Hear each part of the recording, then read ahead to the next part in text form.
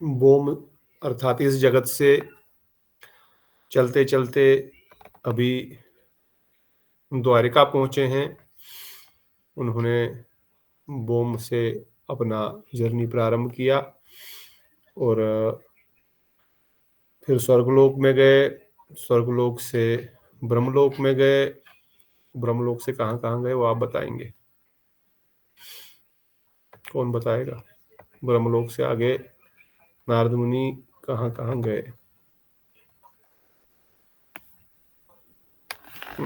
शिवानी जी तो आज है नहीं, इसलिए आपको ही बोलना पड़ेगा। नारद मुनि भगवान के परम कृपा पात्र की खोज करने। मेरी आवाज आ रही है कि नहीं? हाँ जी गुरुजी, आ प्रभु रही जी है। वो ठीक है दीदी, बताइए पुष्पा दीदी। हाँ पुष्पा दीदी है ना, ये कवर करेंगे। प्रभु जी वो पहले इंद्रलोक गए, उसके बाद इंद्र। हरे कृष्ण प्रभु जी, दंडवत हरे प्रणाम। कृष्णा श्रीधर बाबा, आप बोलिए। पहले इंद्रलोक गए, हम्म, फिर वो ब्रह्मलोक गए, फिर शिवलोक गए, और फिर वो गए प्रहलाद महाराज के पास। प्रहलाद महाराज के बाद वो गए हनुमान जी के पास। उसके बाद वो गए पांडवों के पास, फिर वो गए यादवों के पास, फिर वो अब जाएंगे शायद गोपियों के पास। शायद नहीं, अभी कहीं नहीं जाएंगे वो, अभी इधर ही रहेंगे वो। बहुत अच्छा। श्रीधर, कुछ बता सकते हो उन्होंने क्या वहां पर क्या क्या किया और क्या क्या समझा? अच्छा बोला आपने, तुमने इतना याद रख लिया, भी बहुत बड़ी बात है। और तुम बता सकते हो कि वहां पर क्या उनको अच्छा लगा, क्या नहीं? उन्होंने सबको बोला कि आप भगवान की कृपा पात्र हैं, लेकिन ओके। सब लोगों ने श्रीधर उनको। तुम्हारा वीडियो ऑन करो, वीडियो सबको देखना चाहिए कि श्रीधर छोटा सा बच्चा बोल रहा है। ठीक है, बोलो बोलो बोलो, कोई बात नहीं, बोलो। तो क्या हुआ, फिर वो सबको बोले कि आप भगवान के कृपा पात्र हैं। सब लोगों ने उनको मना करके उनके सीनियर, उनके आगे वाले वैष्णव को भेज दिया। Very good. अच्छा, ये भी याद है कि क्यों मना किया, किस बात पे मना किया, किस आधार पे मना किया? चलो पूरी स्टोरी तो नहीं, मगर मना किस आधार पर हो रहा है हर जगह पे, स्टेप बाय स्टेप? सबने बोला कि मुझसे गलती हो जाती है, और फिर कभी कभी तो मुझे डांट भी मिल जाती है। और फिर वो बोले, इंद्रदेव बोले कि जब नारद मुनि ने बोला कि आपके भाई भगवान है, तो उन्होंने बोला वो मुझसे कोई बात करने नहीं आते, वो तो बलि महाराज के पास रहते हैं। और फिर जब वो यहाँ आते हैं, तब वो अपनी माता से मिलने आते हैं। हाँ, मुझसे भी मिल लेते हैं, लेकिन मुझसे स्पेशली मिलने नहीं आते। तो सब लोग कुछ ना कुछ करके बात को टाल दिए। बहुत अच्छे, सच में मैं बहुत अच्छे से याद रखा कुछ कुछ पॉइंट्स, बहुत अच्छे। तो चूंकि हम द्वारिका में हैं और इसके बाद गोपियों की महिमा प्रारंभ हो रही है, और उसके बाद हम जब तो ये प्रथम खंड पूर्ण हो जाएगा, तो कौन भक्त बता सकते हैं कि जो परम भक्त का या भगवान के कृपा पात्र का तारतम्य है, बोम से लेकर के द्वारिका तक किस बेस पे, किस परिकाष्ठा का वर्णन हो रहा है समरी में? नॉट कि उन्होंने क्या कहा, उन्होंने क्या नहीं कहा, बट हम सबका, आप सबका क्या अंडरस्टैंडिंग है, क्या हम समझे कि भगवान की कृपा पात्र या भगवान के परम कृपा पात्र या भगवान की परम भक्त की परिकाष्ठा, वैशिष्ट किस आधार पर किया जाएगा? हर जगह पर from 1 to 2 to 3 to 4 to 5 to 6, what are the conditions that we learned? हरे कृष्णा शिवानी दीदी, श्रेया दीदी, अनुराधा दीदी, प्रवीणा दीदी, मंजरी दीदी, आपका भी हार्दिक स्वागत है। हरे कृष्ण प्रभु जी, दंडवत प्रणाम। हम लोग थोड़ा सा ब्रिज के भाव में घुसने से पहले ब्रिज तक पहुंचने का जो तत्व विचार है, थोड़ा सा उसको समझने का प्रयास कर रहे हैं। कोई भी वक्त जो भी आपको समझ आया हो, कुछ भी हो, सही हो गलत हो, कोई बात नहीं। प्रभु जी, ये जो सीक्वेंस है ये बेसिकली भक्ति और प्रेम के मतलब प्रेम के मार्ग पे है। जैसे कि जब इंद्र जी का आया तो इंद्र जी ने बोला कि हमसे तो प्रेम नहीं करते, वो तो एक ड्यूटी है, वो मिलने आते हैं माता से तो हमसे मिल लेते हैं। ब्रह्मा जी ने बोला कि मुझे तो डांट देते हैं। शिव जी ने जैसे बोला कि मेरे से ज्यादा तो लक्ष्मी जी उनकी सेवा करती हैं। तो मतलब जहाँ पे ज्यादा प्रेम संबंध या फिर इस टाइप का। फिर लक्ष्मी जी के फिर उन्होंने जब हनुमान जी का नाम प्रहलाद जी का नाम लिया तो उन्होंने बोला कि मैंने तो सेवा भी नहीं की। तो फिर यहाँ पे भी प्रेम और संबंध कम हो गया। फिर हनुमान जी ने बोला कि वो तो पांडवों के साथ मतलब पांडवों की भी सेवा कर लेते हैं। जैसे उनके रथ खींचे या फिर उनके साथ खेलते हैं, बातें करते हैं, उनके साथ टाइम स्पेंड करते हैं। मैं तो बस सेवक हूँ। और फिर जब पांडव पहुंचे तो बोले कि नहीं, मेरे साथ तो बहुत कम टाइम रहते हैं, वो तो द्वारिका में ही सारे सुख दुख अपने बांटते हैं। तो बेसिकली ये संबंध और प्रेम भक्ति यही पॉइंट पे मतलब एक दूसरे को लोग दूसरे भक्तों को बड़ा बोलते रहे। ओके, ठीक है। प्रभु जी, हरे कृष्णा। बताइए प्रतिभा माता।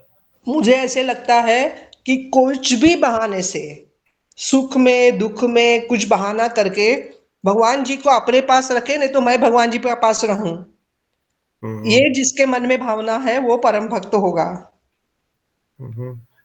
तो ठीक है, ये भी ठीक है। और कुछ point? What did we understood, why the अपना सर्वस्व वो ब्राह्मण अर्पण कर रहा है, रोज भोग लगाता है, प्रसाद वितरण करता है, आरती पूजन करता है, सब कुछ करता है। इवन वो राजा अपना राजपाट का कार्य काबर भी नहीं कर रहा है, अपना जॉब भी नहीं कर रहा है, उसने अपना राजपाट भी बांट दिया अपने सारे रिश्तेदारों को, अपने लिए छोटा सा रख लिया। उसमें से भी खुद ही रोज ठाकुर जी की सेवा करते हैं, अलग अलग विग्रहों की। ये भी नहीं कि नौकर रखे हैं, पुजारी रखे हैं। हाँ, हर जगह पुजारी है, मगर कभी किसी मंदिर में तो कभी किसी मंदिर में खुद अर्चन करते हैं, पोछा मारते हैं, कुकिंग करते हैं, फिर अपना नाम जप करते हैं, फिर प्रसाद वितरण करते हैं। और उनका जीवन भी दिन भर इसी में लगा हुआ है। फिर भी वो नहीं बताए मैं भगवान का कृपा पात्र नहीं हूँ। फिर इंद्र तक गए हम लोग, या ब्रह्मा जी तक गए। तो what is that is the missing link, और what is the progression, what are we learning from this progression? आप सबने सही बोला, मगर और भी कुछ हमको समझ में आया क्या इस, और भी कुछ पॉइंट समझ में आ रहे हैं क्या इससे? ये सारे पॉइंट ठीक है, I just want to hear more points. कौन बता सकते हैं और कुछ? मंजरी दीदी, प्रवीणा दीदी। प्रभु जी, प्रभु जी, इसमें हरे एक तो कृष्णा, ऐश्वर्य के दंडवत भाव से, प्रणाम। मतलब वो प्रभु है उससे। धन्यवाद। हरे कृष्णा प्रभु जी। मैंने नहीं सुना प्रभु जी। ये प्रश्न ये है कि अभी हम भूलोक से द्वारिका तक पहुंचे हैं, इसमें क्या परिकाष्ठा प्रस्तुत हो रही है? क्यों भगवान के परम भक्त नहीं है, या नहीं अपने आप को मान रहे हैं, या किस वैशिष्ट के कारण से नारद मुनि भी राजी हो रहे हैं कि हाँ ठीक है, आप पे भगवान की पूर्ण कृपा नहीं, दूसरे वाले पे है। तो मंजरी दीदी कुछ बता रही थी, फिर वो बताएंगे, उसके बाद आप भी थोड़ा याद कर लो आपका विचार में क्या है। ठीक है मंजरी दीदी? प्रभु जी, सब में संबंध ऐश्वर्य उसका है भगवान के साथ, कि वो भगवान का वो है, अभी संबंध स्थापित नहीं हुआ कि भगवान श्री कृष्ण का ये है कि आप जिस उसमें अनुपात में या जिस तरह से उनको भजोगे तो वो भी वैसे ही रेसिप्रोकेट आपको करेंगे। तो उसमें ये सब में आप मतलब सब में अपनी अपनी वो अधिकार के हिसाब से कर रहे हैं। मतलब कोई उसमें भाव में अभी वो नहीं है, मतलब उनको जैसे खुलापन, जैसे आपने कहा कि जैसे वो ब्रज के वो अगर हनुमान जी हैं तो वो उनकी उस पे नहीं चढ़ सकते हैं, उनको उनका वो झूठा नहीं खिला सकते हैं। मतलब कहीं ना कहीं एक लाइन है। और सब में अलग अलग, जैसे और आगे शिव जी भी हैं तो उन्होंने कहा कि मेरे से इतनी गलतियां हुई हैं, मैं कि वो मैं कृपा पात्र नहीं हूँ, मतलब आगे आगे मतलब अधिकार और उनका प्रेम का वो आ रहा है कि इसमें कि उनमें वो अधिकार नहीं है, वो प्रेम भगवान से वो संबंध नहीं है अभी, और अपने आप को हर कोई निम्न समझता है, और अपने से ऊपर जैसे फिर पांडव आए तो उनमें अपने में कमियां वो लगी कि ये हमारे में ये अधिकार नहीं है हमारे में, फिर वो आगे आगे जैसे बढ़ता जा रहा है। ठीक, और कुछ शिवानी दीदी, हरे चंद्रकांता दीदी, कृष्णा, दंडवत प्रभु जी। प्रभु जी, ये सब सारे जो हैं वो सारे भक्त हैं, मगर जब आपने एक बार कथा में बोला कि जब इंसान भजन करने लगता है ना, तो तब इंसान अपने आप को एकदम मतलब नीचे आ जाता है, मतलब उसका वो मतलब वो घमंड नहीं रहता है, इंसान को वो अभिमान नहीं रहता है, उस अभिमान को वो अभिमान वहां पर खत्म हो जाता है, और अपने आप को तृणा मतलब वो घास से भी उस तृण से भी नीचे अपने आप को समझता है। यही इस भजन की क्योंकि ये सब लोग भगवान के प्रिय भक्त हैं, और अपने आप को एक दूसरे को संबोधित करते हुए बोलते हैं कि ये मेरे से अधिक है, वो मेरे से अधिक है, मैं इससे छोटा, मतलब अपने आप को लोग कम, बहुत कम नीचे समझते हैं, जबकि ये भगवान के भक्त हैं। हरे कृष्ण, दंडवत। बहुत धन्यवाद, भगवान के भक्त है, ठीक है, ये विचार ठीक है, परंतु प्रश्न ये है विनम्रता भी है, दैन्य भी है, और दूसरे भक्त को उत्तम बोलना और भी दैन्यता का विचार है, और सबके सब भक्त है, उस प्रयाग से पंडित से लेकर के अभी हम उद्धव जी तक है, सभी भगवान के भक्त है, परंतु प्रश्न फिर भी वही है, नारद मुनि, क्या ये विचार जो नारद मुनि और सनातन गोस्वामी जी, परीक्षित महाराज जी, जैमिनी ऋषि हमको बता रहे हैं या समझा रहे हैं कि सर्वोत्तम कृपा पात्र और सर्वोत्तम भक्त कौन है, क्या ये विचार सही बता रहे हैं? सर्वोत्तम भक्त तो वहाँ संपूर्ण समर्पण जिसका होता पूरा समर्पण है गोपियों का, वहीं पर सबसे लास्ट में वही है कि गोपियों का पूरा समर्पण है, मतलब पूरा उनके पास कुछ है ही नहीं,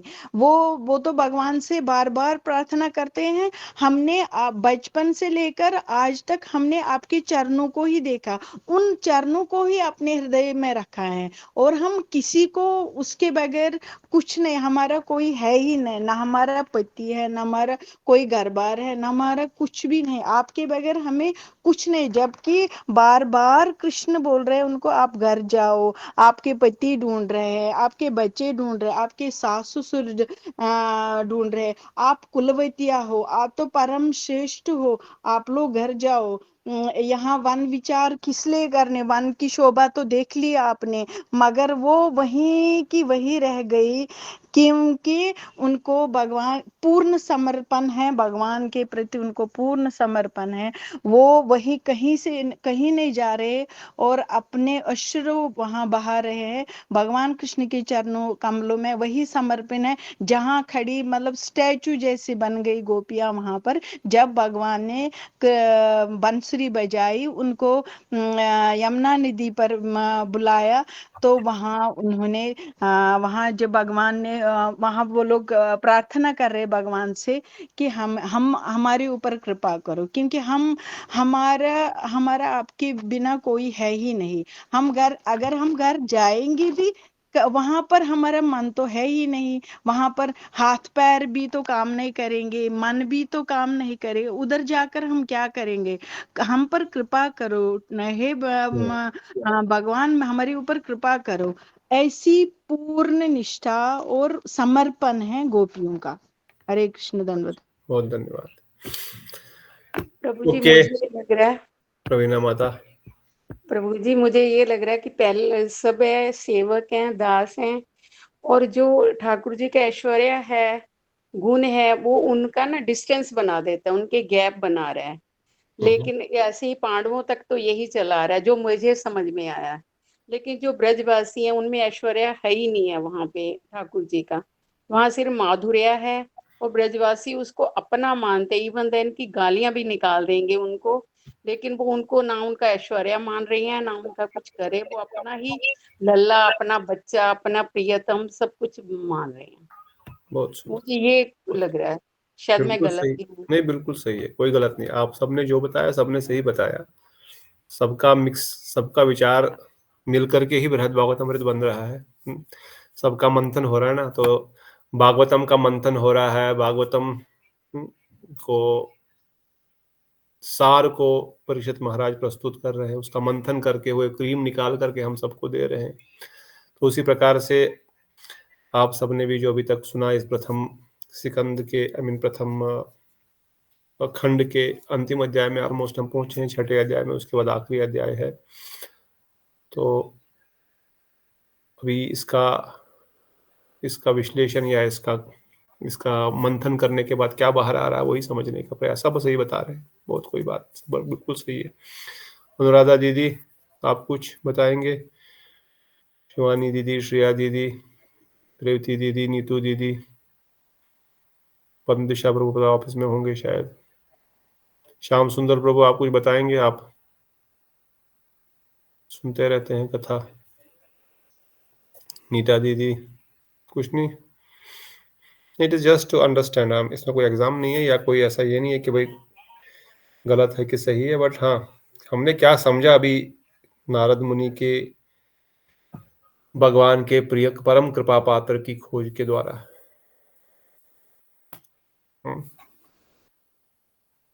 ठीक, अगर नहीं तो आगे बढ़ेंगे। सबने सही कहा, देयर इज नथिंग रॉन्ग। तो अपने अपने अधिकार के अनुसार, अपने अपने प्रेम व शिष्ट के अनुसार और भगवान के प्रति समर्पण, ये सब यहाँ पर प्रस्तुत हो रहा है। और विशेष रूप से जो रस है उस रस का भी परिकाष्ठा प्रस्तुत हो रही है। पहले तो केवल कृष्ण कर्मार्पण की बात चल रही है, जो हमने इस जगत में देखा, भगवान को अपने कर्मों के फलों को अर्पण कर रहे हैं या उनकी सेवा कर रहे हैं।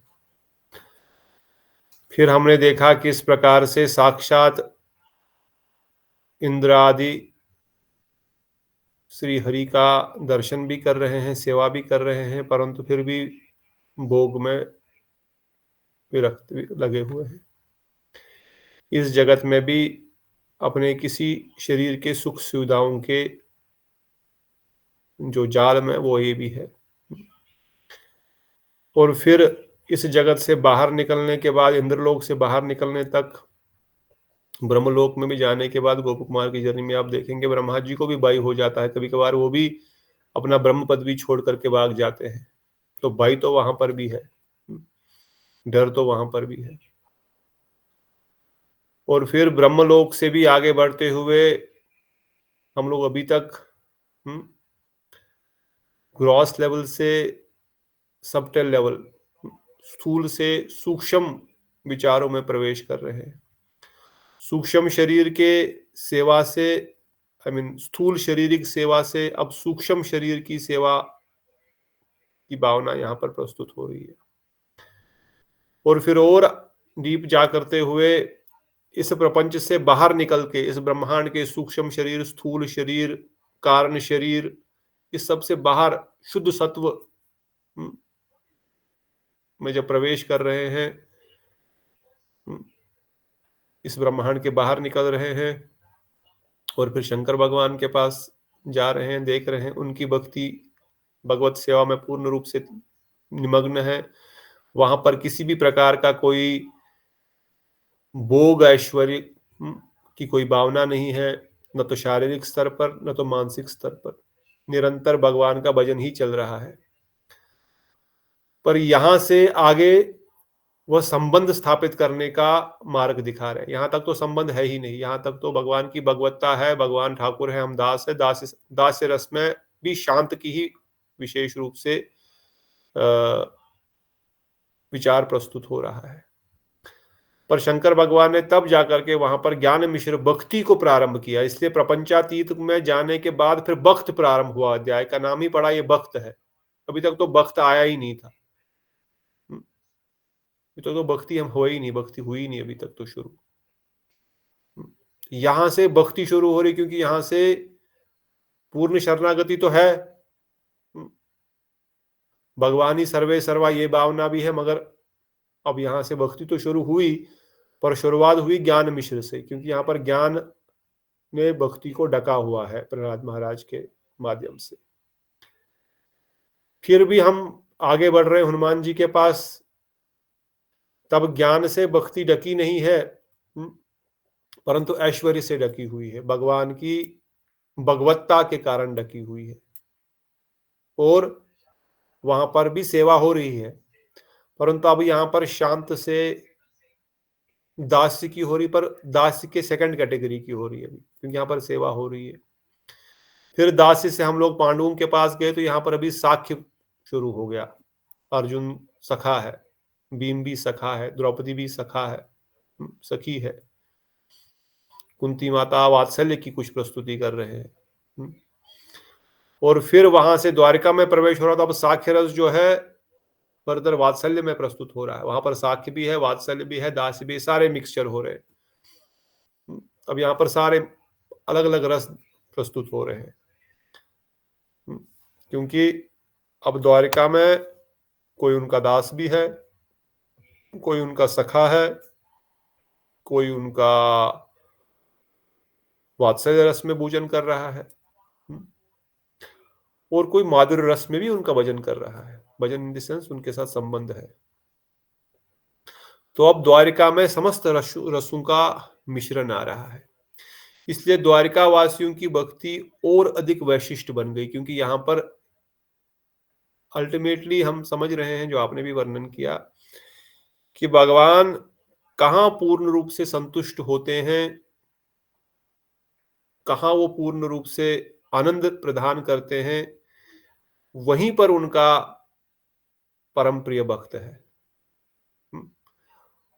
जहां पर उनको सबसे अधिक, मुझे जहां पर सबसे अधिक अच्छा लगेगा रहना, उठना, बैठना, खाना पीना, उसी को मैं अपना घर बोलूंगा। वहीं पर मैं पूर्ण रूप से खुश रहूंगा। तो जहां मैं अच्छे से पूर्ण रूप से खुश हूं, तो उन लोगों के साथ ही मेरा सबसे क्लोज संबंध रहेगा ना कि जहां पर मैं कहीं ऑफिस में हूं तो बड़ा सिस्टमेटिक उठना बैठना पड़ेगा, ध्यान रखना पड़ेगा, कोई देख रहा है, कोई ठीक है, मेरा ड्रेस ठीक है, मेरा बात करने का तरीका ठीक है कि नहीं है, everything we have to be careful, we have to be cautious. तो घर में तो कुछ ऐसा चिंता ही नहीं, कैसे भी रह ले। तो जहां पर इवन भगवान अपने पूर्ण माधुर्य को प्रकट कर रहे हैं, और जो जहां पर उनकी पूर्ण संतुष्टि के लिए सेवा हो रही है, और जो ये ऐसा कर रहे हैं वही उनके परम प्रिय भक्त है, और उन्हीं पे उनकी परम प्रिय कृपा है, और वहीं पर भगवान भी पूर्ण संतुष्ट है। तो इसीलिए अभी तक हमने देखा कि द्वारिका में प्रवेश करने के बाद यहाँ पर हर प्रकार से भगवान के हर रस की रसास्वादन कर रहे हैं, हर रस में रसास्वादन कर रहे हैं, और संबंध भी है, सबका संबंध भी है, और रस में भी यहाँ पर आपको साख्य भी मिलेगा और डीप मिलेगा, जहां पर उद्धव जी और श्री हरि एक ही पलंग पर सोते हैं। उद्धव जी उनके चरणों को अपने छाती पे लेकर के सो जाते हैं, रेस्ट करते हैं। हाँ, जहां पर देव की माता भी अपने हाथों से द्वारकेश कृष्ण को खिलाती भी है, ऐसा नहीं। जहां पर रानियां खुद अपने हाथों से उनके लिए बना के लाती है, उनके पास बैठती है, उनके साथ प्रेम संबंध है। तो यहाँ पर माधुर्य की भी आनंद है। तो वात्सल्य भी मिल रहा है, माधुर्य भी मिल रहा है, साख्य भी मिल रहा है, दास्य भी मिल रहा है। पर सबसे अधिक भगवान कहाँ पर आनंद ले रहे हैं? अब द्वारिका में भी उद्धव जी के साथ आनंद की अनुभूति कर रहे हैं, इसलिए उद्धव जी के साथ सब कुछ शेयर कर रहे हैं। तो वही चीज नारद मुनि शिक्षा दे रहे हैं उद्धव जी के माध्यम से। उद्धव जी का गुणगान करने के बाद हमने पीछे सुना वो क्या सेवा नहीं करते हैं, दास की तरह भी करते हैं, मित्र की तरह भी करते हैं, मंत्री की तरह भी करते हैं। आपको याद होगा हमने डिस्कस किया था ये सारे points, will not go again in detail. कैसे वो उनके हर प्रकार से अलग अलग प्रकार से सेवा करते हैं। उनको चाहे वह मंत्री हो, चाहे उनके दूत हो, चाहे उनके साथ वो सखा के रूप में है, या उनको मसाज करते हैं, या उनके लिए प्रसाद भी लेके आते हैं, उनका महाप्रसाद खुद ग्रहण करते हैं, उनके साथ जहां भी जाना हो उनके पीछे पीछे चलते हैं, सभा में भी जाना है तो उनके साथ ही बैठे हैं, कुछ मशवरा लेना है तो उनसे मशवरा लेंगे। इसलिए उद्धव का इतना सारा वैशिष्ट यहाँ पर प्रस्तुत हुआ, और उद्धव को कुछ नहीं चाहिए इन रिटर्न। उद्धव का अपना कुछ भी नहीं है। अब अर्जुन पांडवों का अपना भी परिवार है, पुत्र भी है, पत्नी भी है, सब कुछ है, राज्यपाठ भी है। Now you see the surrender जो आपने भी वर्णन किया सबने। तो इन चीजों को अपने हृदय में स्थापित करना है कि सही में भक्ति जब मुझे करनी है तो क्या मुझे बनना पड़ेगा, कैसा मुझे बनना पड़ेगा, तभी मैं भगवत धाम को प्राप्त। अगर हम नहीं समझ पाएंगे इन चीजों को तो भगवत धाम की प्राप्ति कैसे होगी। तो क्या करना पड़ेगा। अरे अर्जुन भी तो एक साथ ही सो रहे हैं, वो भी तो उनको मित्र है, उद्धव भी मित्र है। पर अब अर्जुन को उद्धव की मित्रता में क्या अंतर है, क्यों उद्धव वैशिष्ट है उन पांडवों से या अर्जुन से। तो उद्धव ने तो अपना कुछ, उनके तो अपना कुछ है ना, उनकी ना उन्होंने शादी करी, ना उनका कोई अपना घर है। इवन वो कपड़े हमने डिस्कस किया, वो कभी वस्त्र भी अपने लिए नहीं लाते, भगवान के पुराने वस्त्र ही धारण करते हैं। ऐसा नहीं, वो राजा है भाई, बृहस्पति से पढ़ के आए हैं, इतने बड़े विद्वान हैं, भगवान के भाई है, मंत्री है, क्या उनके पास किसी चीज की कमी है। पर कुछ नहीं, उनका एकमात्र जीवन श्री हरि की सेवा, उनकी प्रसन्नता, उनकी संतुष्टि। इसलिए नारद मुनि ने जब उद्धव जी का गुणगान किया, उद्धव जी ने कहा आप तो सर्वज्ञ है, आप सब कुछ जानते हैं, आप मूल गुरु है, आदि गुरु है, आपसे कौन सी बात छुपी हुई है।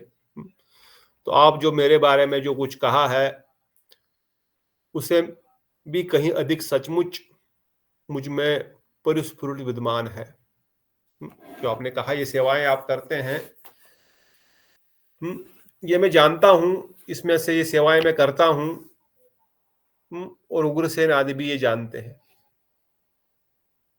किंतु अभी मैंने ब्रज में जाकर जो अनुभव प्राप्त किया है उसके द्वारा तत्क्षण महान सौभाग्यशाली होने का मेरा गर्व चूर्ण चूर्ण हो गया। अभी तक मैं भी ये समझ रहा था कि मैं भगवान का सबसे प्रिय हूं, मैं ही सारा उनके लिए कार्य करता हूं, मैं ही उनकी सेवा करता हूं। उग्रसेन आदि भी यही जानते हैं, वो सब लोग यही मानते थे। परंतु ये तभी तक था जब तक मैं वृंदावन नहीं गया। वृंदावन से आने के बाद मेरा यह मान खंड खंड हो गया। कैसे? और उस अनुभव से ही मुझे श्री कृष्ण की, उनकी कृपा की, उनके प्रेम की तथा उनके प्रेम के पात्रों की अद्भुत मधुरिमा का ज्ञान हुआ।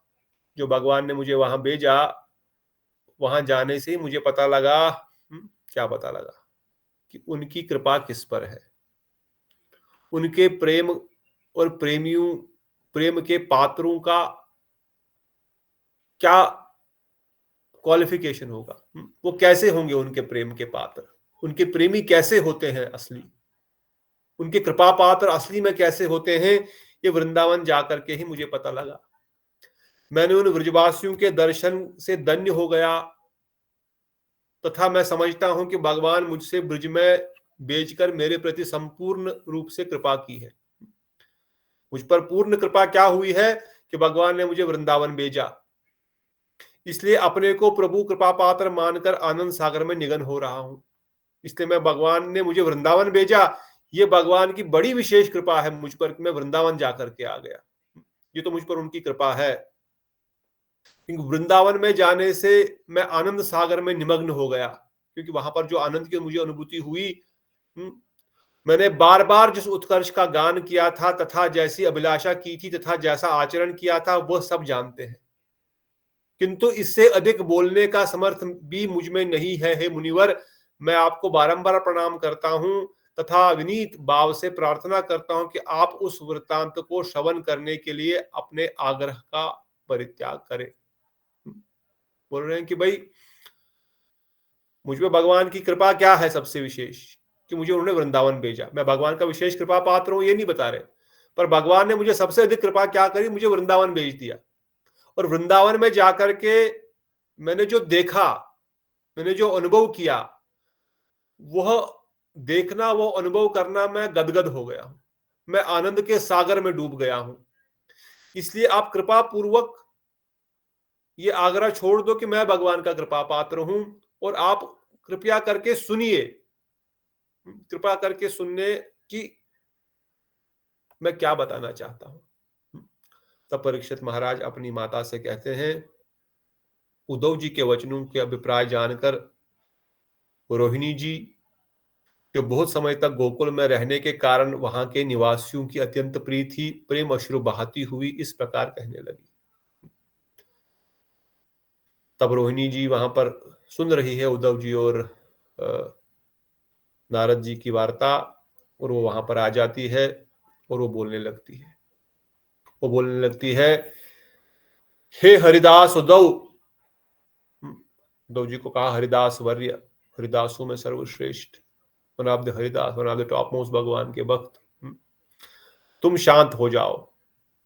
तुम बोल रहे हो वृंदावन तुमको भेजा और तुमने वहां पर भगवान की कृपा देखी, तुम शांत हो जाओ, तुम कुछ बोलो मत, क्योंकि अभी वृंदावन का गुणगान करते हैं वृंदावन वासी, बोले तुम कुछ बोलो मत। क्यों? क्योंकि मैं जिन लोगों की चिंता को छोड़कर कुछ सुखी हुई हूं, उन महोदेवक के मारे हुए, महादुर्दैव के मारे हुए, सौभाग्य की गंध से रहित, दैन्य सागर में निमग्न, भीषण शोक रूपी बड़वानल ज्वाला से संतप्त और विरह के विषय से जर्जरित ब्रजवासियों की याद मुझे मत दिलाओ। कहते आप चुप हो जाओ, मैं जिनका आप गुणगान करना चाहते हैं, जिनके बारे में बताना चाहते हैं, मैं जैसे तैसे उनको भूलने का प्रयास कर रही हूँ, क्योंकि उनको याद करने से मुझे उनके वो सारे शोक, सारे दुख याद आते हैं जिसमें उनको भगवान श्री कृष्ण ने छोड़ करके यहाँ पर चले आए। उनकी शरीर की अवस्था, उनके मन की अवस्था, उनके शरीर, उनका कैसे आत्मा दग्ध हो रही है। जिस समय वासुदेव ने मुझे ब्रज से यहाँ ले आए थे, उस समय यशोदा जी के महान रोदन को सुनकर कठिन पाषाण भी रोने लगा, और निश्चित ही ब्रज में भी विदीर्ण हो गया, वज्र भी विदीर्ण हो गया। कहते जब मुझे वासुदेव महाराज ने वृंदावन से बुलाया, वापस आ जाओ, तब जब यशोदा मैया किस प्रकार रो रही थी, उनके रोने की आवाज से, उनके रोने से एक पत्थर भी पिघल जाएगा। पत्थर पिघलने लग गए। पत्थर की क्या बात करूं, इवन इंद्र का वज्र भी जो है वह पिघल गया, उसको विदीर्ण हो गया। उनके विषय में कौन से मुख से वर्णन कर सकता है? वो जिंदा है या जिंदा होते हुए मृत है, उनके बारे में कौन वर्णन कर सकता है? इसलिए हे श्रीमान उद्धव, उसको श्रीमान वर्णन करते हैं। तुम अपने कृष्ण की बड़ाई कर रहे हो, तुम बोल रहे हो उन्हें कृपा की है, इसलिए हे श्रीमान, जैसे किसी को बोलते हैं ना, हाँ महाराज जी बोलिए, हाँ जी श्रीमान जी। हाँ, हे श्रीमान उद्धव, तुम्हारे प्रभु कृष्ण जब गुरु सांदीपनि मुनि के गर्भ से पढ़कर मथुरा लौटे, तब मुझ कुबुद्धि ने दुख पूर्वक उनको ब्रज यह करुण वृत्तांत संक्षेप में सुनाया था। रोहिणी माता वात्सल्य रस का वर्णन करते हुए बता रही है कि मैं जब मथुरा आई वृंदावन से, कृष्ण सांदीपनि मुनि के से पढ़ करके जब आए, तब मैंने उनको बताया कि यशोदा मैया की क्या हालत है। यशोदा मैया इतना रो रही थी, इतना रो रही थी कि पत्थर भी पिघल गए थे। उनका जीवन ऐसा लग रहा था कि अभी प्राण ही न छोड़ दे वो। हाँ, मैंने उनसे ये सब कहा, पर उन्होंने मेरी बात को सुनकर निश्चय ही तुम्हारे प्रभु का हृदय नहीं पिघला। उनको कुछ फर्क नहीं पड़ा, क्योंकि वह ब्रज न जाकर उन्होंने चतुरता पूर्वक आपको संदेश लेकर के ब्रज में भेज दिया। जाओ, मेरा संदेश लेके जाओ। हाँ, उनको तकलीफ हो रही, जाओ ये लेटर उनको लेके जाओ। और तुम जिस कारण के लिए वृंदावन गए, अपने प्रभु की प्रेम कृपा विषय में वर्णन करने जा रहे हो, क्या उस कृपा का यही लक्षण है? तुम कह रहे हो कि भगवान की कृपा ब्रजवासियों पर है, तो क्या कृपा का लक्षण यही है कि वहां पर जो ब्रजवासी यशोदा मैया है, क्योंकि वात्सल्य रस में रोहिणी मैया है, तो यशोदा मैया भी वात्सल्य रस में है, जो वात्सल्य रस की गोपियों की वर्णन कर रही है वो। तो क्या कृपा का यही लक्षण है कि वहां पर मरने के लिए छोड़ दो? मैंने जो कुछ स्वयं साक्षात रूप में देखा है उसे श्रवण करो। तुम्हारे प्रभु श्री कृष्ण के ब्रज में आने पर पूतना से आरंभ कर कैशी दैत्य तक उनके असुरों ने बारंबार अनेक अनेक उपद्रव किए थे। कभी वरुण आदि देवताओं द्वारा भी, कभी अजगर आदि द्वारा भी उनके अनेक प्रकार के वज्र, अनेक प्रकार से ब्रज को नष्ट करने के दावानल उपद्रव हुए थे। तो रोहिणी मैया कह रही, जब से तुम्हारा श्री कृष्ण, अपना नहीं, मेरा बेटा नहीं, हमारा कृष्ण तुम्हारा। क्यों? क्योंकि रोहिणी मैया, दाऊ भैया सब कृष्ण से नाराज है। इसलिए बता रहे हैं कि तुम्हारे प्रभु श्री कृष्ण ने जब से वो वृंदावन में आया, तब से वृंदावन में केवल कष्ट हुए हैं। कभी कोई राक्षसी आ जाती है और पूरे वृंदावन को तहस नहस कर देती है, कभी कोई अजगर आ जाता है और सबको निगल लेता है, सब कष्ट में पड़ जाते हैं, सारे ब्रजवासियों के बच्चों को खा जाता है। कभी कोई बकासुर आ जाता है, कभी पूरे वृंदावन में आग लग जाती है, कभी पूरी वर्षा की वर्षा हो जाती है। कभी इंद्र उनसे, कभी देवतागण उनसे, कभी राक्षसगण उनसे बदला लेने के लिए वहां पर सबको कष्ट दे रहे हैं। ब्रजवासी कृष्ण के माधुर्य से मोहित होकर केवल उनके कल्याण की ही कामना करते हैं, कभी भी अपने कल्याण की चिंता नहीं करते। अरे जब से कृष्ण वृंदावन में आया तब से तो उनका जीवन तहस नहस हो गया है। गोकुल से छोड़ करके नंदगांव जाना पड़ा। क्यों? क्योंकि वहां पर राक्षसों का उपद्रव, रोज कंस किसी न किसी को भेज रहा है, और देवतागण भी कभी ये बारिश आदि कर रहे हैं। पर फिर भी ये ब्रजवासी इतने सरल है और इतना प्रेम श्री हरि से करते हैं, कृष्ण से करते हैं, कि उनके सुख के लिए ही अर्पण कर दिया है। उनके सुख को छोड़ करके उनका कोई दूसरा फर्क ही नहीं पड़ता है। बारिश में भीग रहे हैं या कुछ हो रहा है, कोई फर्क नहीं पड़ता। और कहते हैं, जिस समय तुम्हारे प्रभु अपने स्वार्थ के लिए ब्रज में वास कर रहे थे, उस समय भी उन्होंने ब्रजवासियों के लिए कुछ नहीं किया। किंतु अब जब उनके सभी स्वार्थ पूर्ण हो गए हैं, तो जो कुछ कर रहे हैं उस विषय में कैसे क्या कहूं, मैं किससे क्या कहूं। अपने स्वार्थ के लिए वृंदावन में बैठे थे वो। तो रोहिणी जी बड़ी नाराज है श्री हरि से, क्योंकि उन्होंने माता यशोदा का वृतांत बताते हुए क्या उनकी अवस्था है, क्या नंद बाबा की अवस्था है, ये सब बताया, परंतु श्री हरि को कुछ फर्क ही नहीं पड़ा। उन्होंने उद्धव जी को बोला, जाओ तुम वृंदावन जाकर के संदेश दे दो। अरे ब्रजवासियों ने जब से वो वहां पैदा हुआ कष्ट ही कष्ट सहा, पर उन्हें ये कभी नहीं कहा कि हमको कष्ट हो रहा है, क्योंकि उनके मुखारविंद का एक झलक पा करके वो सब कुछ भूल जाते हैं, वो आनंद के सागर में डूब जाते हैं। उनको फर्क ही नहीं पड़ता क्या हो रहा है, कौन आ रहा है, कहां आ रहा है। उनको तो बस एक ही चीज है कि आज श्री हरि का दर्शन कैसे होगा,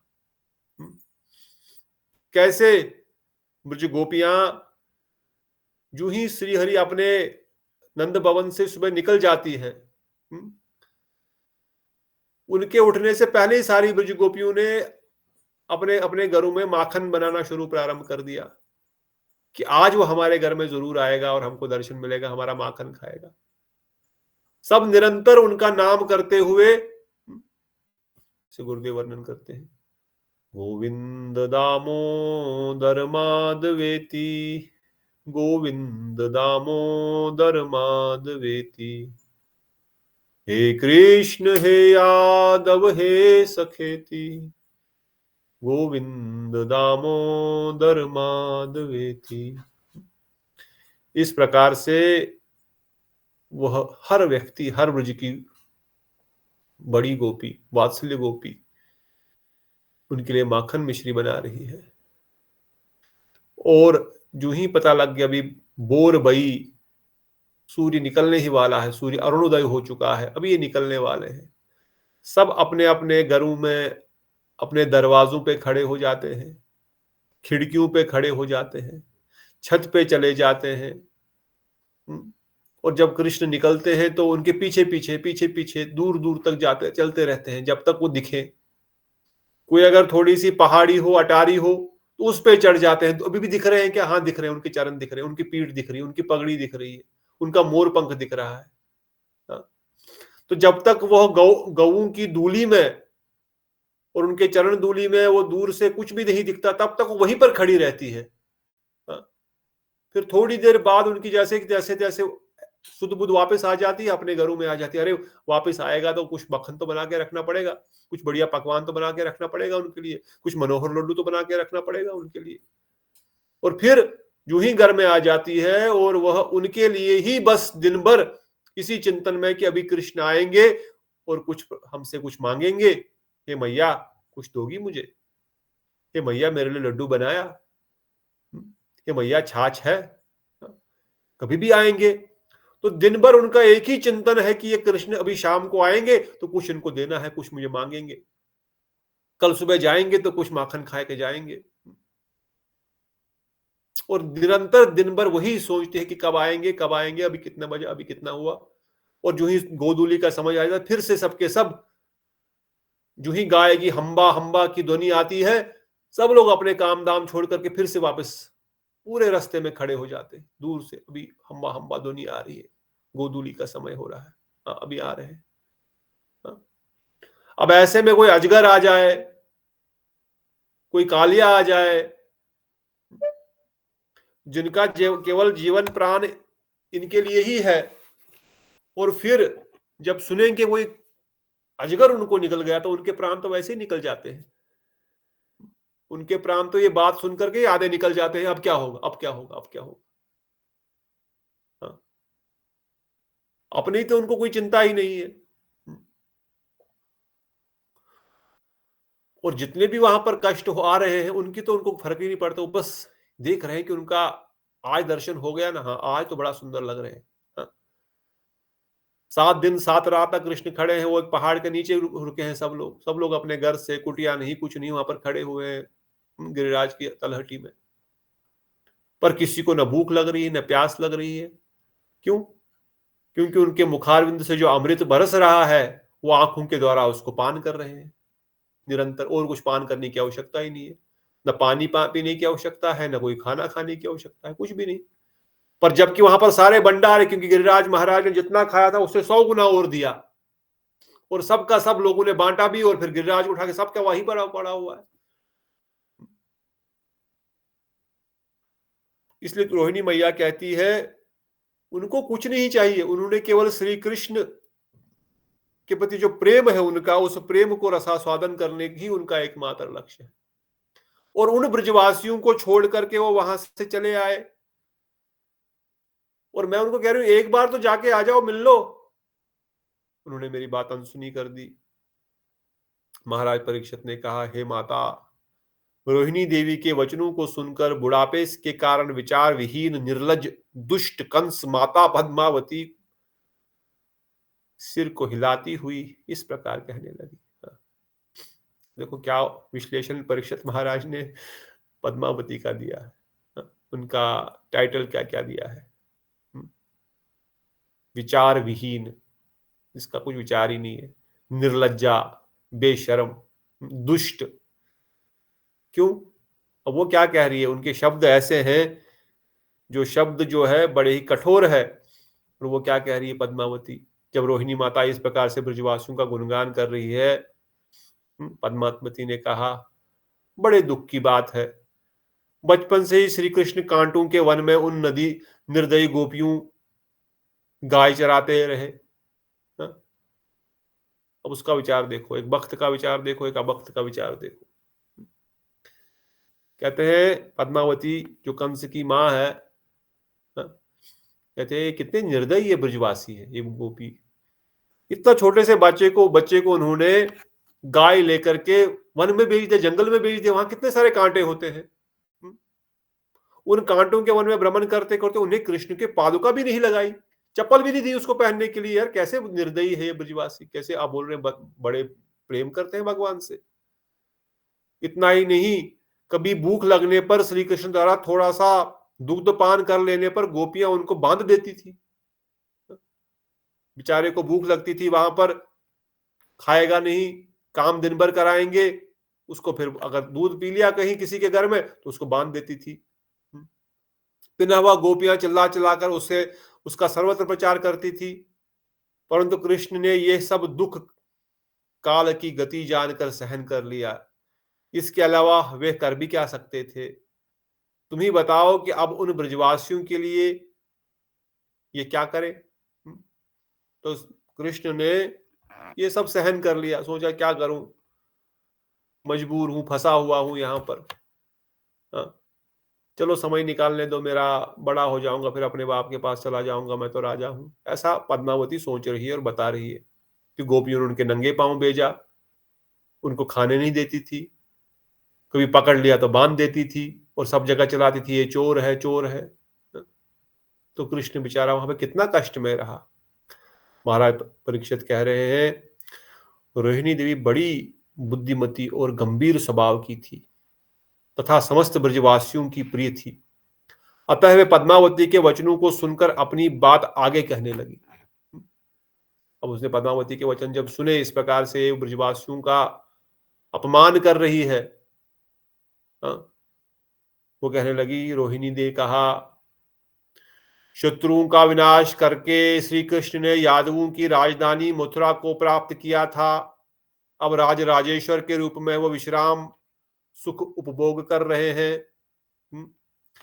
हे श्रीमन उद्धव, तुम्हारे प्रभु सभी देवताओं को पराजित करते किया है तथा उनका उपकार भी किया है, इसलिए कृतज्ञ देवता उनके चरणों की वंदना करते हैं।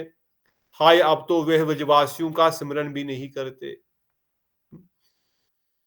परीक्षित महाराज ने कहा, रोहिणी देवी के वचनों को सहन कर पाने के कारण श्री कृष्ण के हृदय में सदैव वास करने वाला श्री कृष्ण की प्रिय भीष्मक नंदनी रुक्मणी देवी इस प्रकार कहने लगी। रुक्मणी आगे वर्णन कर रही है। रुक्मणी देवी ने कहा, हे माता, नवनीत से भी अधिक कोमल हृदय वाले प्रभु के अंतरिक्त भावों को विषय में किंचित मात्र भी न जानकर आप ऐसी बातें क्यों कर रही है? पद्मावती को वर्णन कर रही है। पहले उद्धव जी को कहा, पद्मावती बोल रही, आप ब्रजवासियों का मन जो है वो मक्खन से भी अधिक कोमल है। आप तो वहां रही नहीं, आपको पता नहीं वो कैसे है। उनके बारे में ऐसी बातें क्यों कर रहे हैं? प्रभु रात्रि में स्वप्न अवस्था में भी ब्रज रोहिणी का ही था, रुक्मणी का था। अरे रुक्मणी देवी में तो वही सोचा, रोहिणी का तो हो गया। अभी रुक्मणी देवी वहां पर बोल रही है। रोहिणी जी ने यहाँ पर सनातन गोस्वामी तात्पर्य में लिखते हैं, क्योंकि एक प्रकार से उनकी वो सास है, कंस की माँ है, इसलिए उन्होंने पद्मावती को कुछ नहीं कहा। उन्होंने उनको नेग्लेक्ट करते हुए उद्धव जी से ही कहा कि भाई, जिन ब्रजवासियों का हृदय इतना कोमल है, भगवान आपके मथुरा में आ गए, उन्होंने राक्षसों का वध किया, देवताओं की सहायता करी और यहाँ पे आराम से लेटे हुए हैं, आराम कर रहे हैं, अभी लेटे हुए भी सोए हुए हैं। वो तो अपने मजे कर रहे हैं, वो कौन से कष्ट में है यहाँ पर। और तब क्योंकि रुक्मिणी जी वहां पर पधारी, परीक्षित महाराज कहते हैं रोहिणी के वचनों को सहन न कर पाने के कारण श्री कृष्ण के हृदय में सदैव वास करने वाली कृष्ण प्रिया भीष्मक कन्या भीष्मक नंदिनी श्री रुक्मिणी देवी इस प्रकार कहने लगी। अब रोहिणी ने, क्योंकि कृष्ण का वह क्रूर एक प्रकार से बता रही है कि वो वृंदावन नहीं जा रहे हैं, उनको वृंदावन वासियों से कोई प्रेम नहीं है, वो उनके लिए रो रहे हैं और यहाँ पर ये आराम से बैठे हुए हैं। देवताओं से उन्होंने सुदर्भा सभा लेके आई, पारिजात पुष्प लेके आ गए, अपने लिए इतना बड़ा महल बना लिया द्वारका में और यहाँ पे आराम कर रहे हैं। ये बता रही है रुक्मिणी रोहिणी देवी। पर रुक्मिणी देवी बोल रही है, हे माते, आप एक ऐसी बात कर रहे हैं, नवनीत से भी अधिक कोमल हृदय वाले प्रभु, मेरे जो प्रभु है, मेरे जो स्वामी है श्री कृष्ण, इनका हृदय मक्खन से भी कोमल है। मक्खन से कोमल क्या हो सकता है? इनका हृदय मक्खन से भी कोमल है। प्रभु के आंतरिक भावों के विषय में किंचित मात्र भी न जानकर आप ऐसी बात कर रही है। आप उनके हृदय में क्या चल रहा आप नहीं जानती है, क्योंकि हम उनके साथ निरंतर बैठते हैं, हम जानते हैं वो क्या कर रहे हैं। क्या कर रहे हैं वो? तो रोहिणी रुक्मिणी देवी बता रही है, कृष्ण की रानी रुक्मिणी बता रही, प्रभु रात्रि में स्वप्न में भी व्रज की न जाने क्या क्या बातें करते हैं। वो क्या क्या वृंदावन की बातें करते रहते हैं। कभी प्रभु मधुर स्वर से नाम लेकर मानो गैयों को पुकारते हैं, कभी सखाओं को, तो कभी मानो दूर गोपियां बुलाते हैं, कभी कभी तो निद्रावस्था में मनोहर ललित त्रिभंग रूप धारण कर मुरली वंशी वदन की अभिनय करते हैं। क्या बोल रही रुक्मिणी देवी? ये तो भगवान रात को सोते समय नींद में ही पुकारते रहते हैं। कभी गैयाओं के नाम पुकारते हैं, कभी मैया को पुकारते हैं, और कभी तो ऐसे ही खड़े हो जाते हैं नींद में और मुरली त्रिभंग रूप धारण कर लेते हैं। 3 जगह से बेंड होकर के जैसे मुरली हाथ में पकड़ी हुई वैसे खड़े हो जाते हैं। कहते उस निद्रावस्था में कभी कहते हैं मैयारी मुझे माखन दो, कभी मुझे हे राधे हे ललिते इत्यादि वचनों के द्वारा संबोधन करते हैं, और कभी कहते हैं हे चंद्रावली ये क्या कर रही हो, ऐसा कहकर मेरे वस्त्रों को खींच लेते हैं। कभी शयन करते हुए प्रभु के अश्रुओं की धारा से अपने तकिए को भिगो देते हैं।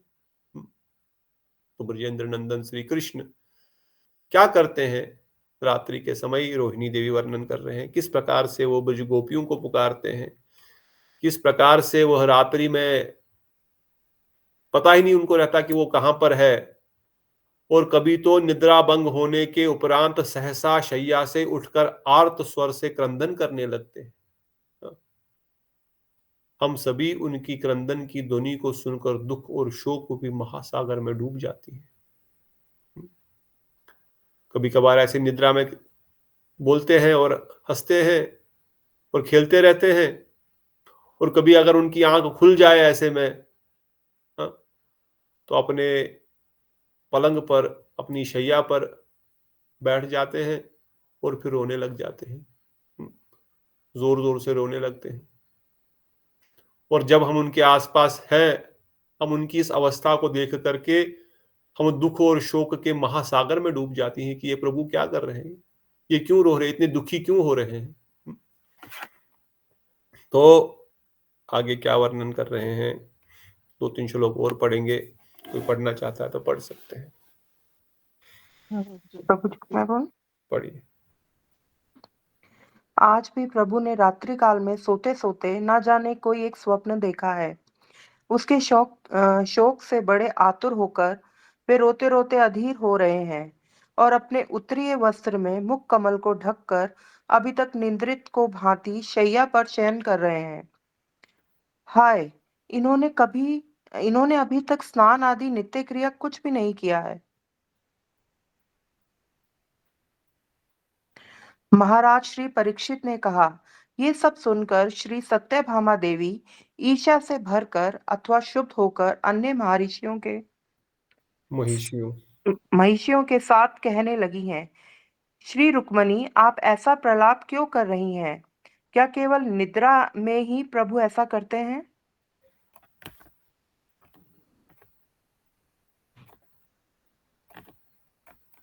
क्या हुआ, कहाँ चला? ठीक है, परीक्षित महाराज का आगे। महाराज श्री परीक्षित ने कहा, महिषियों की इन बातों को सुनकर गोकुल और गोकुल वासियों के प्राणों के बंधु रोहिणी नंदन श्रीमान बलदेव जी रोष पूर्वक इस प्रकार कहने लगे। कुछ श्लोक मिसिंग हो गए होंगे। तो यहाँ बीच में, पर हाँ, 55 से सीधा 57 आ गया। 56 तो है। अच्छा, ये मिस हो गया था। हाँ, पढ़िए। वे जागृत अवस्था में भी अपने मन में कभी कभी किसी विषय का स्मरण करके निद्रित की भांति वैसा आचरण करते हैं। हम तो केवल प्रभु की नाम मात्र की पत्नियां हैं। वास्तव में उन ब्रज मणियों की दासियों भी प्रभु को हमसे अधिक प्रिय हैं।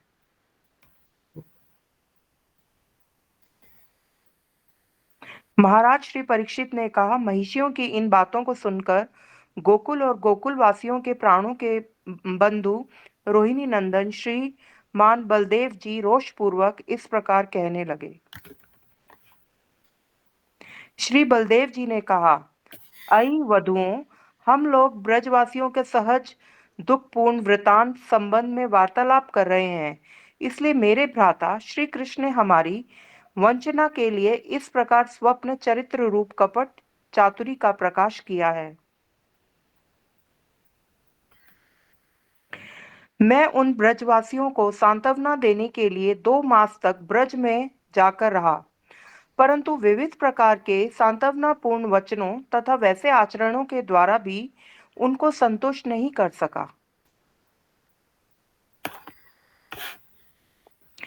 यद्यपि मैंने भली भांति यह अनुभव किया कि श्री कृष्ण के अलावा उनको संतुष्ट करने में कोई भी समर्थ नहीं है, तथापि मैं अनेकों प्रकार की सैकड़ों शपथ खाकर यत्न पूर्वक उनको कुछ आश्वासन प्रदान कर उनकी सहमति ना होने पर भी बड़ी कठिनाइयों से शीघ्र ही द्वारका में लौट आया हूँ। मैंने यहाँ आकर दुख से व्याकुल होकर इनसे कहा, हे भैया कृष्ण, तुम एक बार किसी प्रकार व्रज में जाकर उन ब्रजवासियों के प्राणों की रक्षा करो। किंतु श्री कृष्ण अपने मुख से तो कहते हैं मैं जाऊंगा, परंतु उनके हृदय का अभिप्राय वैसा नहीं है, क्योंकि कार्य के द्वारा ही हृदय के भाव अभिव्यक्त होते हैं। महाराज श्री परीक्षित ने कहा, यह सुनकर भगवान श्री कृष्ण शैया से शीघ्रता पूर्वक उठकर अपने प्रेमियों के प्रेम के पराधीन होकर उच्च स्वर से रोते हुए अपने घर से बाहर निकल आए। तो अभी हम आगे सुनेंगे भगवान श्री हरि ब्रजेंद्र नंदन जो अभी विराजमान है द्वारिका में, वो क्या कहते हैं, किस प्रकार से ब्रज की रानियां भी गोपियों की दासियों का गुणगान कर रही हैं कि रुक्मिणी देवी आप रात में क्या बात कर रहे हैं, दिन के समय में भी क्या वो उनको नहीं पुकारते? जब हम उनको भोजन खिला देते हैं तो क्या वो अनायास ही मैया यशोदा ऐसे नहीं चिल्लाते, मुझे कड़ी दो? मतलब वो भोजन कर रहे हैं हमारे सामने बैठ करके, रोहिणी माता देवकी माता के पास बैठ करके, और वो खा रहे हैं और उनका मन कहाँ पहुंच गया है और वो किसको पुकार रहे हैं इसका पता नहीं लगता क्या दिन के समय आपने ये देखा नहीं है? क्या आपने देखा नहीं वो अचानक बैठ जाते हैं और किसी विचार कोई बात कर रहे होते हैं और फिर किसी कहीं पर डूब जाते हैं, और वो बैठे तो यहाँ पर है पर पहुंच कहीं और गए हैं, उनको पता ही नहीं वो क्या कर रहे हैं, क्या बोल रहे हैं, क्या बोलना चाहते थे, वो मतलब स्तब्ध हो गए स्टैचू जैसे हम जाते हैं और हम बोल रहे हैं क्या हुआ, आप कुछ बात कर रहे थे, हाँ, और फिर रोना शुरू कर देते हैं। तो ये अवस्था केवल रात्रि में सोने के समय छुप करके नहीं है, दिन में हम सबके सामने ऐसा हो रहा है। तो हमारा वैल्यू ही क्या है? वो ब्रज की दासियों का नाम पुकारते हैं, गोपियों की दासियों का नाम पुकारते हैं, और हमारा उनको कोई हमारे साथ में रहते हुए उनको हमसे कुछ हमारा कुछ प्रेम नहीं है। तब बलराम जी आके बोलते हैं रोहिणी की माता की तरह, ये सब ड्रामा कर रहा है, देर तक सोने के लिए और फिर रोना, ताकि हम लोग कुछ उसको बोले नहीं, तो वृंदावन क्यों नहीं गए अभी तक? मुझे जब भेजा, मैंने 2 महीने वहां रुक करके आया, मैंने फिर आकर इनको कहा भैया तुम जाओ, अभी एक बार तो जाके मिल के आ जाओ। मैंने बड़ा प्रॉमिस करके उनको आया हूं, उनका प्राण रक्षण करके आया हूं कि मैं जाते ही श्री कृष्ण को भेज दूंगा, तुम बस जाओ एक बार। बोलता हाँ जाऊंगा, जरूर जाऊंगा। मगर बोलने से ही पता लगता है कि ये जाएगा, करेगा कि नहीं करेगा। बोलने से क्या होता, मुंह से बोलता हाँ जाऊंगा, पर इसके शब्दों से ही पता लगता है कि ये जाने वाला नहीं है, क्योंकि उसका विचार नहीं है। हस्तिनापुर चला जाएगा तो वृंदावन तो और नजदीक है, वहां क्यों नहीं जाता? तो ये जो रात को लेट उठता है अभी सुबह और रोता है, और ये सब दिखाने के लिए कि हम कहीं उनको ये ना बोले कि तू वृंदावन क्यों नहीं गया, इसलिए ऐसा ड्रामा करता है रोने का। नहीं तो अगर इनको थोड़ा सा भी प्रेम होता तो क्या एक बार जाके आता नहीं? तो रोहिणी माता और बलराम जी अपोजिट में बोल रहे हैं, रुक्मणी देवी, सत्यभामा देवी, बाकी रानियां श्री कृष्ण के फेवर में बोल रही हैं। दोनों ही प्रेम के वशीभूत होकर के भगवान का गुणगान ही कर रही हैं, भगवान के प्रेम को ही दर्शा रही है।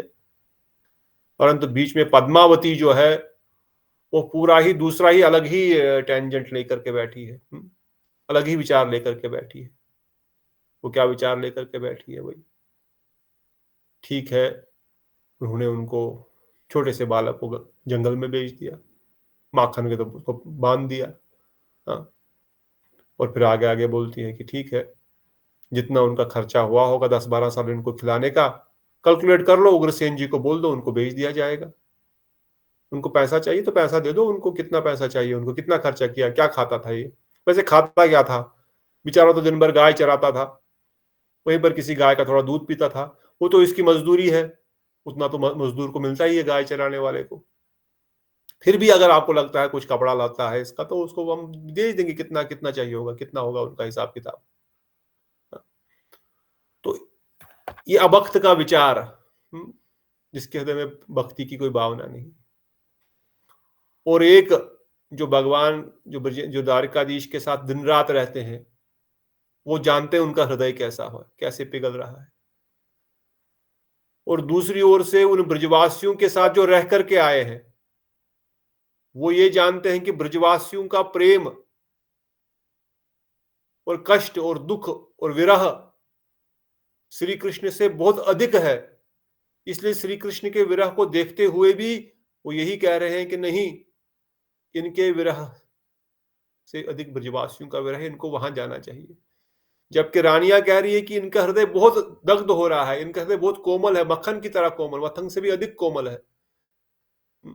तो अब जो ब्रजवासियों के साथ रह करके आए, ब्रजवासियों के देख करके आए, उनके प्रेम को अनुभव करके आए हुए हैं, वही जान सकते हैं कि वो किस प्रकार की अनुभूति कर रहे हैं। और कृष्ण जिस विरह की अनुभूति कर रहे हैं, उस विरह में किसकी परिकाष्ठा अधिक है?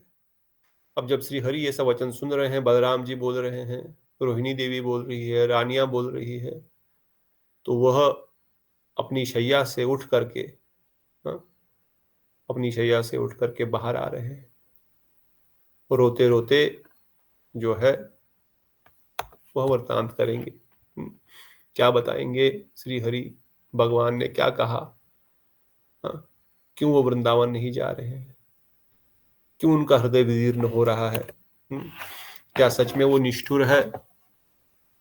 ये सब विचार हम कल सुनेंगे, इस अध्याय को समझने का प्रयास करेंगे। और एक विचार जाते जाते समझ के जाना है कि ब्रजेंद्र नंदन श्री कृष्ण द्वारिका में रहते दुख की अनुभूति कर रहे हैं क्या सच में? क्या सच में भगवान दुखी हो सकते हैं?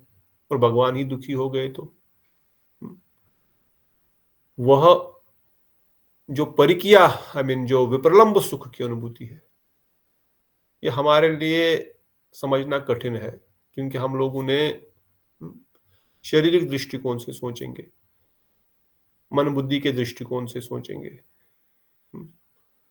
परंतु भगवान और भगवान के भक्तों में जो प्रेम है वो शारीरिक दृष्टिकोण से नहीं है। वो जिस चीज की अनुभूति वृंदावन में नहीं कर सकते हैं, जो विप्रलंब का अनुभूति है, वो विप्रलंब की अनुभूति वो द्वारिका में करने आते हैं, क्योंकि बिना विप्रलंब के संभोग में आनंद नहीं है। रूप गोस्वामी पाद जी वर्णन करते हैं, बिना विप्रलंब संभोग शब्द है ना अनुष्यते, कि उसमें मिलन, संभोग मतलब मिलन, मिलन की परिकाष्ठा, मिलन में आनंद की अनुभूति तभी होती है जब विप्रलंब होता है, जब सेपरेशन होती है। और सेपरेशन के बाद जो मिलन की अनुभूति होती है वो कई कई गुना अधिक होती है। और उस सेपरेशन में विशेषकर आध्यात्मिक दृष्टिकोण से, आध्यात्मिक लेवल पर, not in the bodily level, body level पर समझा नहीं जा सकता। आज लिखते हैं कि भाई, भक्ति रसाम सिंधु में रूप गोस्वामी भी लिखते हैं, हम जैसे बद्ध जीव मेटीरियलिस्टिक दृष्टिकोण से समझ ही नहीं सकते हैं कि कोई विरह में भी कोई आनंद की अनुभूति हो सकती है, और आनंद में भी कोई रो सकता है क्या? सुख में कोई रोता हुआ, दुख में तो रोते हुए देखा, पर सुख में बहुत कम, हार्डली कोई ऐसा अनुभूति। हाँ, सुख में एक आधा आंसू निकल सकता है, मगर सुख में फूट फूट के रोने वाला कभी किसी की अनुभूति शायद नहीं रही होगी। और सुख में बहुत खुश होते हुए हंसते हंसते एक आंसू निकल सकता है, हंसते हंसते निकल जाता है। कोई मजाक कुछ चल रहा है, ऐसा हंसते हंसते हंस के फूट के हंस के आंखों से आंखों भर जाती है, ऐसा होता है। ये थोड़ा सा हम अनुभव कर सकते हैं कि आध्यात्मिक जगत कैसा होगा शारीरिक दृष्टिकोण से, जब सुख में आनंद के साथ आंसू निकलते हैं। उसी प्रकार से जो विरह में, विप्रलंब में जो ये अश्रु विसर्जन हो रहा है, एक्सटर्नली दुख भी है, मगर इसमें भी एक अलग आनंद की अनुभूति है, जो कि प्रैक्टिकली हमारे लिए, बद्ध जीवों के लिए समझना कठिन है। तो द्वारिकेश कृष्ण, क्या कृष्ण कभी दुखी, भगवान कभी दुखी, फिर आनंद सच्चिदानंद कैसे हुए? तो एक प्रकार से ये भी एक सुख की अनुभूति कर रहे हैं विप्रलंब की, और दूसरी प्रकार से ब्रजवासियों के वैशिष्ट्य को प्रकाशित कर रहे हैं, उनकी भक्ति को प्रकाशित कर रहे हैं। पर क्यों नहीं जा रहे हैं वो हमने कल डिस्कस किया था थोड़ा, पर अभी आगे पूरा डिटेल में चक्रवर्ती अरविंद सनातन गोस्वामी पाद जी इन सब विचारों को प्रस्तुत करेंगे, और फिर हम आगे बढ़ेंगे। किसी का कोई प्रश्न है आज की कथा पे, या कोई और टॉपिक जो कवर? प्रभु जी, आपने कहा था जो पद्मावती है वो आप भक्त है, तो उसमें जब एक तो वो है कि रानी थी और उनको उनका संगी नहीं मिला था, तो उनको उनके बारे में वैसे ही कुछ वो ना भाव आएगा ना कुछ है, तो वो अपने हिसाब से, अपने भाव के हिसाब से ही वो वहां बता रही थी, तो रानी भी थी से। और दूसरा जो उन्हें संग ही नहीं किया ना, उनका तो ना उनका बचपन कुछ भी उन्होंने ना, मतलब जो ये ब्रिजवासी तो उनके संग रहे हैं, उनको वो जैसे होता है ना, हम अपने बच्चे को ज्यादा वो करते हैं, वही बात हो जाती है। करेक्ट, वो है। प्लस अब जब वो देख रहे हैं जिनके साथ उठ बैठ रहे हैं, पर जिनके बारे में श्री कृष्ण इस प्रकार से क्रंदन कर रहे हैं, अभी आज, इसलिए तो सत्यभामा देवी बोल रही है ये आज की बात नहीं है, ये क्या आज पहली बार हो रहा? अब नारद मुनि यहाँ पर आए हैं तो हम ये सब लोग मिलकर के देख रहे हैं, पर ये क्या आज की बात है? क्या 2 दिन पहले ऐसा नहीं हुआ था? आगे आगे बताएंगे इसी चैप्टर में। क्या 2 दिन पहले ऐसा नहीं हुआ था फिर से? क्या 4 दिन पहले नहीं हुआ था ये? क्या कल रात को उन्होंने नहीं रोने बैठ गए? पर जब सब द्वारिकावासी जानते हैं ब्रजवासियों की महिमा, तो पद्मावती सुनने जानने के बाद भी क्यों विचार ऐसा है? क्योंकि ऐसा वर्णन करते हैं कि उनका कैरेक्टर ही ठीक नहीं था। कंस कैसे पैदा हुआ? कंस किसका बेटा है? क्या कंस उग्रसेन का बेटा है? नहीं कि ना। राक्षस का है किसी को। हाँ, एक राक्षस के साथ उसने संग कर लिया हम्म और कंस पैदा हो गया। मतलब उसका character is also bad. It's not that she does not know. One is if you don't know but then you listen, then you see, you are there, you are seeing every day, hearing every day. मगर उसका, जिस व्यक्ति का बुद्धि ही भ्रष्ट है, इसलिए परीक्षित महाराज ने कहा दुष्ट, उस दुष्ट को, उस विचार विहीन को, उसका विचार ही विहीन है। परंतु ये भी एक सनातन गोस्वामी पाद या परीक्षित महाराज एक विचार प्रस्तुत कर रहे हैं कि देखने के बाद भी, सुनने के बाद भी, साधु संग में रहने के बाद भी, अगर कोई अपने हृदय को खोलता नहीं है, जैसे हमने डिस्कस करे थे ना, अगर हम गंगा जी में डुबकी मार भी लिए, मगर अगर हृदय से प्रार्थना नहीं करी, वहां पर जाकर के अपने हृदय को नहीं खोला, अपने पापों के लिए, अपने दुखों के लिए, अपने कष्टों के लिए क्षमा नहीं मांगी, फिर क्या बोलेंगे गंगा स्नान का पाप शब्द हो जाएंगे? नहीं होंगे। कितना भी एक मलमूत्र से भर दो बोतल को, ढक्कन पैक करके गंगा जी में रख लो, 1 घंटा रख लो, 10 घंटा रख लो, 10 दिन रख लो, बाहर निकालने के बाद ढक्कन खोलोगे तो वही बदबू आएगी, उसमें वही मलमूत्र ही रहेगा। तो उसी प्रकार से जब तक हमने हृदय को शरणागत भावना से सुनेंगे नहीं वैष्णव से हरि कथा, या कृष्ण कथा को हृदय में धारण करके उसको स्वीकार नहीं करेंगे, अपने अंदर लेंगे नहीं, इधर से सुना इधर से छोड़ देंगे, तो कुछ परिवर्तन नहीं होने वाला। तो एक शिक्षा ये भी गोसाई पाद तात्पर्य में टीका में लिखते हैं कि भाई, भले वो भी द्वारिका में रह रही, वो भी कृष्ण को रोज दर्शन करती है, वो भी रुक्मणी आदि देवी सबका दर्शन करती है, मगर विचार कैसा है, ये उनकी कुबुद्धि को उपजाता है कि भाई अगर कोई संग में रहते हुए भी संग जब तक लेगा नहीं, जब तक उसको हृदय में धारण नहीं करेगा, उसका परिवर्तन नहीं हो सकता। इसलिए दिस कैरेक्टर और दिस विचार is also being presented so that we understand कि we have to listen, we have to absorb it, take it inside, and then transformation will happen. बस, बट फॉर श्योर यस, वो वहां पे रही नहीं, रुक्मणी देवी भी नहीं रही द्वारिका वृंदावन में, पर श्री हरि के विचारों को देखते हुए उनका हृदय पसीज रहा है। वो जानते हैं कि मेरे प्रभु ऐसे नहीं है, ये तो बड़े दयालु है, ये तो बड़े कोमल है, ये तो कभी भी किसी का अहित हो ही नहीं सकता। जब इसने पूतना को दातरी की गति दे दी, इससे दयालु कौन हो सकता है? उनकी तो दया के, there can be no much more merciful than him. ये हमको भी हृदय में ध्यान रखना, हमारे लिए कोई भी इस जगत में, कोई भी रिश्तेदार, कोई भी भाई बंधु, कुछ भी कोई इतना प्रेम नहीं करता जितना भगवान हमसे प्रेम करते हैं। हम समझ ही नहीं सकते इस बात को। मैं शब्दों तो बोल रहा हूं, मगर मेरी खुद की अनुभूति इस चीज की नहीं होती। परंतु सच बात यही है कि भगवान से अधिक हमको दूसरा कोई प्रेम नहीं कर सकता, क्योंकि वो हमारा संबंध उन्हीं के साथ है बस, और किसी के साथ है नहीं। और भगवान से भी अधिक हमारे गुरुदेव, हमारे वैष्णवगण, विशेषकर हमारे गुरु, वो जो उस जगत से हमको लेने के लिए इस जगत में आए। भगवान तो हमारे लिए आए भी नहीं। गुरुदेव का आया था ना एक शॉर्ट, श्याम रानी दीदी शायद या कोई उनसे पूछ रही है, आपने कहा रूप गोस्वामी से बढ़कर आपके परम गुरुदेव। He said, for me he is the topmost because he came to take me, but he is following Rupanuga, he is Rupa Goswami's follower, but for me he is the topmost because he came to take me out from this world। तो बोलने का तात्पर्य यही है कि जब तक भगवान से दयालु कोई है ही नहीं, और भगवान ने ही कृपा करके हमारे लिए गुरु वैष्णव भेजे, पर हमको प्रीति है क्या उनके साथ? कुछ भी। जो हमसे सबसे अधिक प्रेम करता है, हमारे लिए व्याकुल होकर के खुद इस जगत में आते हैं लीला करने के लिए, खुद अपने आप को फिर से गुरु जी के रूप में भेज देते हैं हमको यहाँ से निकालने के लिए। पर हमको उनसे क्या प्रेम है? क्या थोड़ा सा भी प्रेम है? नहीं है। तो हमारी बुद्धि, हमारा विचार पद्मावती जैसा है, विशेषकर मेरा, आप लोग तो फिर भी भक्त है। We don't understand, we don't have any love care, we don't understand his, he's crying। अभी सेकंड खंड में पढ़िए, सुनिए गोप कुमार की जर्नी में, he's crying for every जीवा। वो खुद अपने शब्दों से बोलते हैं, हर जीव के लिए मैं रो रहा हूं कि भाई ये आ रहा है भक्ति मार्ग में, इसे अभी चूज किया है, पर अगेन ये छोड़ रहा है, किसी कारण से इसे छूट रही है। कुछ इसको अच्छा लगे, जैसे हमारे रविंद्र महाराज जी बोलते हैं, आया था हरि भजन को मीठे लागे दाम, द्विधा में दोनों गए माया मिली न राम। अब आया तो भजन के लिए था, मौका भी मिला, गुरु मंत्र भी मिला, सब कुछ मिला, और चल भी रहे रास्ते में, बढ़िया से स्पीड से चल रहे हैं, पर अचानक कोई ऐसा मोड़ आ गया, मैंने वहां पर गलत रास्ता पकड़ लिया। जितना तीव्रता से भजन कर रही थी, वो तीव्रता आधी हो गई, कम हो गई, खत्म हो गई, but then how can we attain? If I have to cross so many oceans, then I have to put more efforts, more speed, or I have to take a lift. कौन सी लिफ्ट लेनी पड़ेगी फिर? कौन सी lift लेनी पड़ेगी? Lift किसी गुरुजनों का संग करके गुरुजनों ये का आगे पहुंच सकते हैं।